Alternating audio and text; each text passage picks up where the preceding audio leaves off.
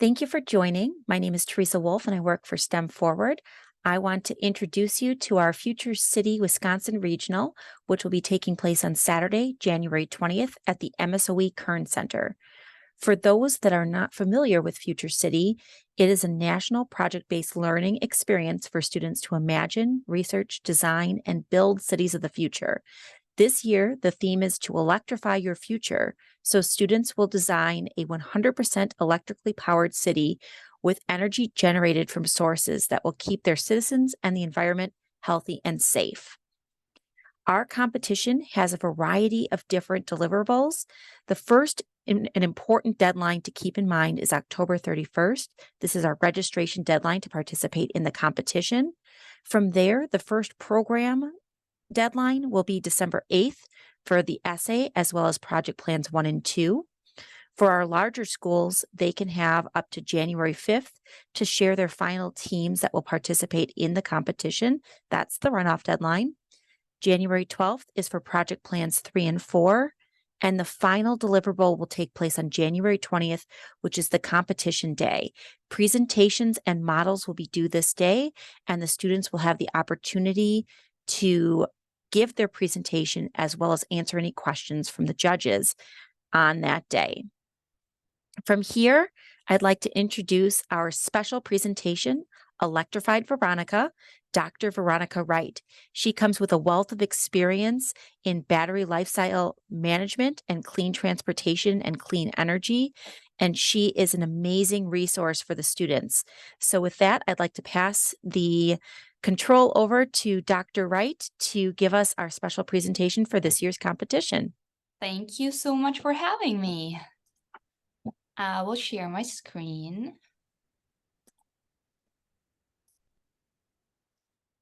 And I hope you can see my presentation now.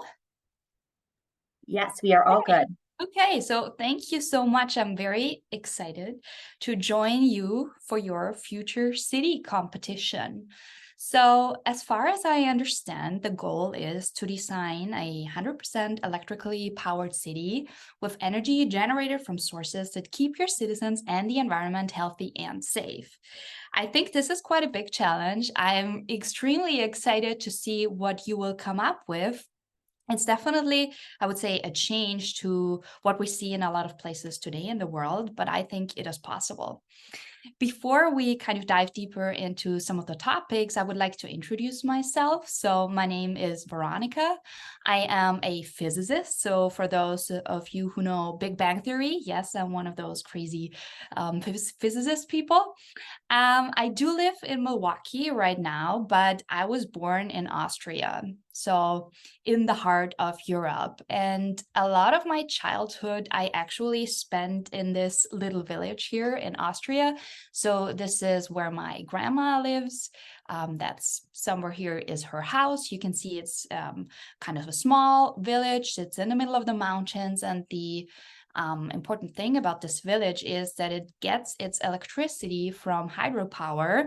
And you can see a couple solar panels on some of the roofs, and there are more and more coming over the years. So it's a mix of hydropower and solar. And I'm a little bit proud because my grandfather actually used to be the mayor of this village, and he helped or initiated to build this hydropower plant. As you can see here also in this little schematics, what does it mean? Hydropower is essentially electricity from moving water. Of course, you can't have that everywhere, but in this village, this is how the houses get their electricity. For example, this is my grandma's house. Now, as I already told you, 2 years ago, I moved to America, to Wisconsin, into the suburbs of Milwaukee. This is the beautiful home that I'm living in. And, actually, right from the beginning, I asked myself, hey, where does my electricity come from here in Franklin? And I researched it, as the electricity comes from a coal power plant. So this is a picture of the coal power plant in Oak Creek, where we get our electricity from. So what does that mean? They have to kind of transport the coal to the power station. The coal is burned there, it's heating up water. At some point we get electricity that is transmitted over the power lines to all the neighborhoods, all the houses, including mine. And today we have to say that more than half of the electricity in the United States comes from coal power plants. Now we can ask ourselves, is this actually a good thing? So the problem with a fossil fuel like coal is threefold, in my opinion. So first of all, we need to mine coal from the ground, right? So here, this black stuff is actually coal. It's naturally formed over millions of years in our ground, in Earth. And we have to, it's quite some effort, let's say, to mine the coal, either, as you can see here, from like an open pit mine or even from underground. And, you know, the problem is, as we do in a power plant, we actually burn the coal. So it's kind of gone. As a physicist, I can't really say it's gone because energy is conserved. It's kind of transformed, of course, into electricity, into heat. But we also, on top of that, pollute our environment. So I would say it's just not the perfect solution to generate electricity. Another thing when I came here to the US is I was thinking, okay, how do I get to work? How do I buy groceries? How do I travel? And, you know, I grew up in a city where there is lots of public transportation. I could walk, I used my bike. So I actually never owned a car before I came to the US. But here I needed a car because there's just no other way. So I got this Jeep. And for those who are familiar with the show Gilmore Girls, this is actually the Jeep from Gilmore Girls, which I'm very proud of having. And so here, the problem is the same thing. The problem with a fossil fuel like oil or gas is, you know, there's lots of effort that goes into extracting oil, refining it, transporting it to the gas stations. And at some point in the engine of this Jeep, we burn it. Again, it's gone and we pollute our environment. So again, it's not the perfect solution. So I asked myself, what can I do to live a cleaner life in Wisconsin? So really, what can I personally do? So first thing that I did is I added solar panels to my own house. So actually, I'm generating my own electricity. And so I don't need the electricity coming from the coal power plant. Another thing that I did is I installed a heat pump. So I got rid of the air conditioning system. I installed a heat pump, and now I can heat and cool my house actually with the power of the sun because I get my electricity from solar panels. And the most challenging part, I have to say, was I actually electrified my car, my Jeep. It's electric now. So that means I removed the engine, I installed an electric motor, and it now runs on batteries. This was quite an experience, lots of learning. If you're interested, I shared the entire project on YouTube on the Electrified Veronica channel. But I'm very proud that today this Jeep is not running on gas anymore. I don't need to go to the gas station. What used to be the fuel port is now a charging port. It runs on electricity, and I charge it at home from my own solar panels. Now, all in all, I would say, you know, I electrified my home and I electrified my car. So that's a first step for me as a private person, right? And now we want to think about, okay, if we were to design a whole city like that, what do we have to think about? And I'm sure you will do your research. You will look into lots of different topics. And here are just 4 of the topics that I want to share with you today based on my heritage, based on my experience. Let's think we have a city that is 100% electrically powered. We have to think about transportation. How do people get around? So the first topic I want to touch on is the power of electric cars. The second topic will be about energy storage, because as you know, the sun does not shine all the time. The wind does not blow all the time. So what do we do? How do we get electricity into our homes at night? How do we get energy when those sources are not available to us? A third point that is very, very important to me personally, and I think it's very important for our society, and we didn't really do this in the past, is reuse and recycling. We have to think about the products that we use and everything that we do, and also the city that you design. I would like you to have those thoughts of reusing and recycling. So don't create another throwaway society. And the last portion I would like you to think about is really healthy and happy people. Okay, what can we do for the people in your city so they turn 100 years and older and are still happy?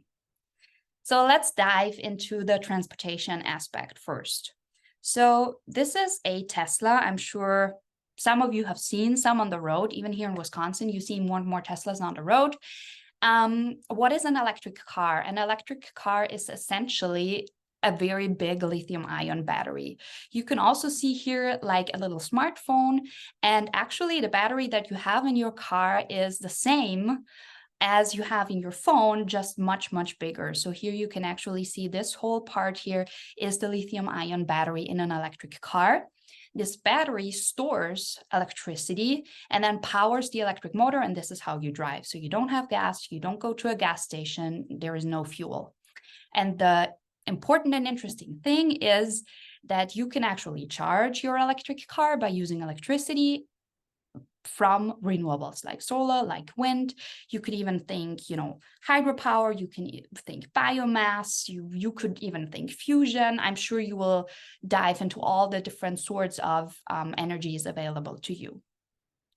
Now, one big thing when you are starting to design your city and you choose to allow transportation and you choose electric transportation in your city, you will have to think about where do people charge their cars. They don't go to gas stations anymore, right? So, but the cool thing is one option for them could be home charging, just as I do. So home charging from, for example, your own solar roof. And you've seen on my house that I actually added solar panels on top of my existing roof. But I think if you look into the future, you could even think of designing roofs that have solar roof tiles. So actually Tesla offers that as of today. Another option, if you think about your city, how people could charge their cars is go to a public charging station. For example, this is some charging station, again, by Tesla, where the part of the electricity to charge your car would come from a solar carport roof like this. Of course, you really, when you start diving into this, you will have to think about how much solar power do you actually need to charge a car and do all those calculations. Another option that is not really common today, but there are first pilot projects, and it's just a really, really interesting thing to think about, is you can actually charge electric cars while you're driving. Just like this little picture here, wirelessly charging your phone, you can do the same thing with your cars. So if you are thinking about the infrastructure, about your city, then you could go ahead and install some recharging lanes. And, like I said, this is something that we don't see today on the roads too much, but just to inform you, there is a first pilot coming up in Detroit where they will actually add a lane like that to charge vehicles while driving. And I think this is a very exciting topic. And the last option I would like to share with you, maybe you've heard about it, maybe not, this happens in China and also in parts of Europe today, is you do not charge up your battery at a charging station, but you actually exchange the entire battery. So if you go ahead and you have electric cars in your city and you think, okay, a very fast way for you is to install like those EV swap stations, this could also be an option for you to include that. Okay, so that was a little bit about the first topic of transportation and the power of electric cars. We will come back to that a little bit later again, but let's next talk a little bit about energy storage. Like I said in the beginning, the challenge with a lot of renewable energy sources is the sun doesn't shine all the time. The wind doesn't blow all the time. And for example, we can't have hydropower everywhere because we need, mountains and river and water running down the mountains and things like this.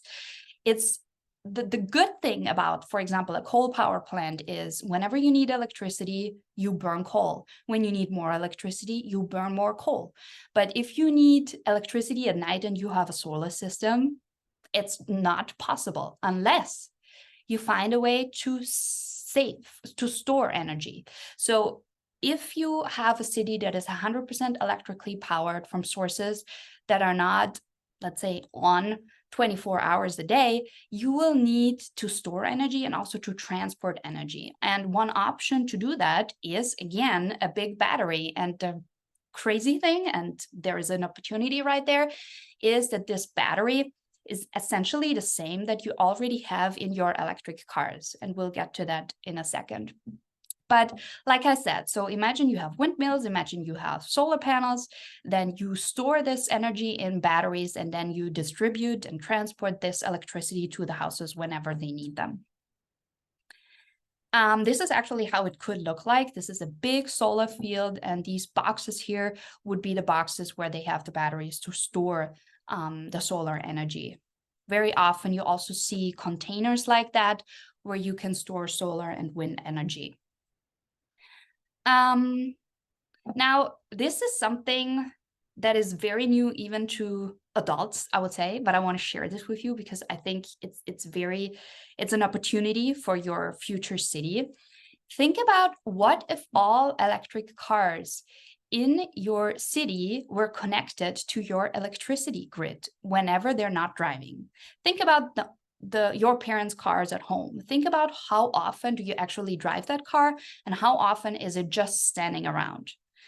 Probably like 80 or 90% of the time, it's just standing around. Now, if you have an electric car that, like we learned, is essentially a huge battery, you can actually use that energy storage of this electric car battery and connect it to the grid, and thereby, not only stabilize your electricity grid, but again, have this extra, save this extra energy from renewables whenever you need it. For example, you could charge up your car during the day with the sun power from the sun, and then you could power your home during the night partly with that same energy.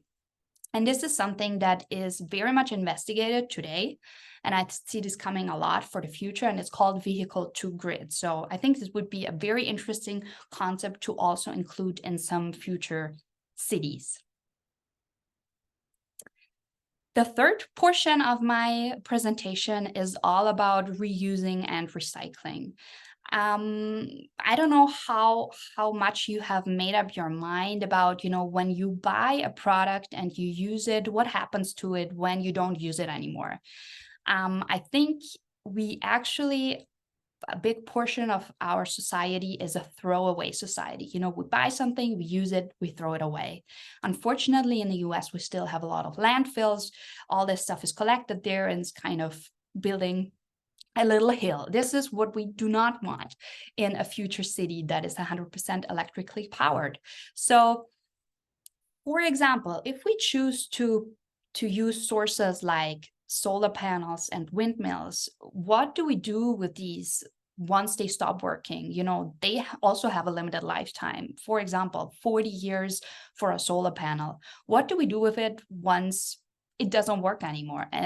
Actually, we don't want to see something like this. We don't want to see it in landfills. We don't want to see it destroyed like that.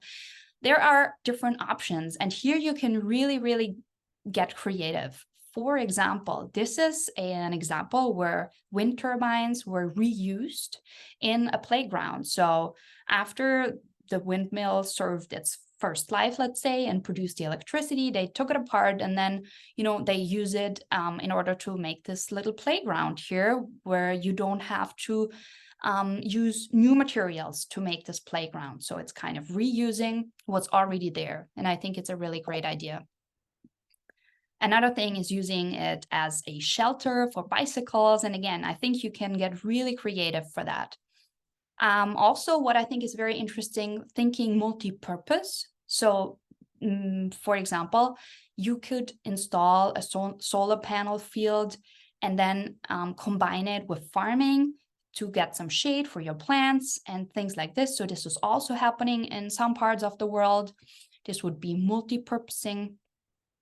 And then finally, I really want to encourage you to think about this recycling aspect. In your future city, make sure you have research going on for new recycling methodologies, such, if we can recycle batteries, and this is happening today, if we can recycle batteries, solar panels, windmills, and all these things, at some point, we can actually stop mining the raw materials that we needed to produce those products in the first place. And we can use those materials endlessly. And this is actually what we call a circular economy. So it's not linear in a way, it's really circular. And it's kind of closing the gap that through recycling, you get the materials back and you can make new products from it.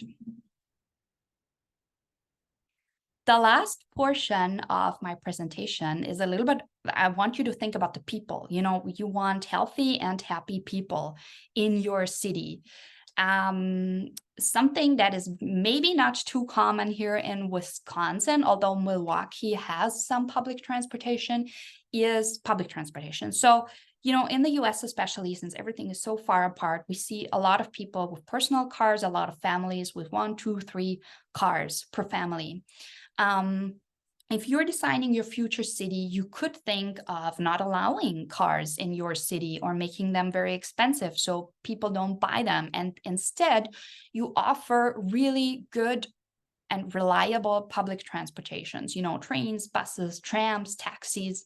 And I'm sure you've seen the trends of autonomous vehicles without drivers. So you can really get creative with that and offer an alternative to your citizens. So not everybody needs a car.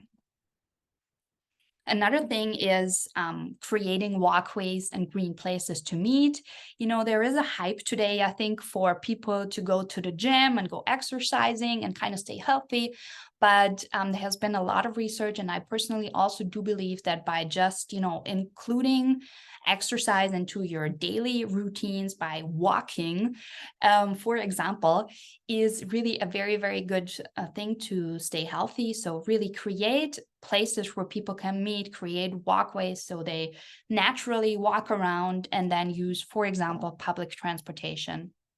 And the final thing here is also, can your citizens grow their own food? It has been shown that people that have their own gardens, that have their own vegetables, raise their own vegetables and have their own food, they're healthier and they're happier. So maybe this is something that you want to include in your future city as well and kind of combine it with the rest.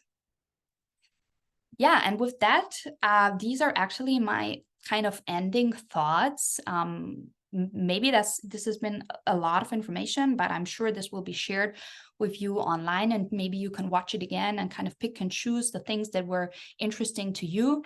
Here, like the 6 most important topics that I found throughout my preparation. The first thing is really the circular economy and recycling facilities. Circular economy means we try to use things over and over again, instead of like using them one time and throwing them away. We can set up special places, facilities where we recycle things, paper, plastic, glass, but the same is true for batteries, solar panels, and windmills that you will probably need in your 100% electrical powered city. The next idea or topic is reusing products, like the windmill that I showed you that was then a fun playground. We can probably use things for different purposes. And the same is true for car batteries, by the way. So for example, for my Jeep that I electrified, I used batteries that came from another car. So I kind of give not only the car a second life, but also those batteries a second life. The third point is exercising and mental health. You have to think about the citizens in your city. How can they stay healthy and happy? Can you create places for them to meet, to walk, to play? How can their minds and bodies stay strong even when they're getting older? Another thing is, and I didn't touch on that during the presentation. Think about the climate in your city and how that affects the choice of renewables. What's the weather in your city? Do you have seasons, including cold winters with snowfall, or is it sunny all year long? This will all affect the choice of the renewables. One more thing is this kind of public versus personal transportations. So I know it's not too common here in the US, but there are cities where cars are not allowed, or where they make cars very expensive. So there is not a lot of traffic and not a lot of people that actually own cars. An example would be Singapore. So maybe you want to think about that and instead have really good public transportation like buses, trains, to help people get around. And the last thing I think that you really need to think about is, how can you minimize the electricity footprint? Because even if your entire city is 100% electrical powered, you really want to minimize the need for power. It starts with turning off the lights when you're not using them, but there is, of course, bigger portions where you can make a difference. So yeah, I am really, really excited about the ideas that you will come up with, and I will definitely come to the final competition in Milwaukee. So yeah, if there are any questions, feel free to send them over. You can find me online on YouTube and all the social media channels, and you can connect with me. And yeah, happy engineering.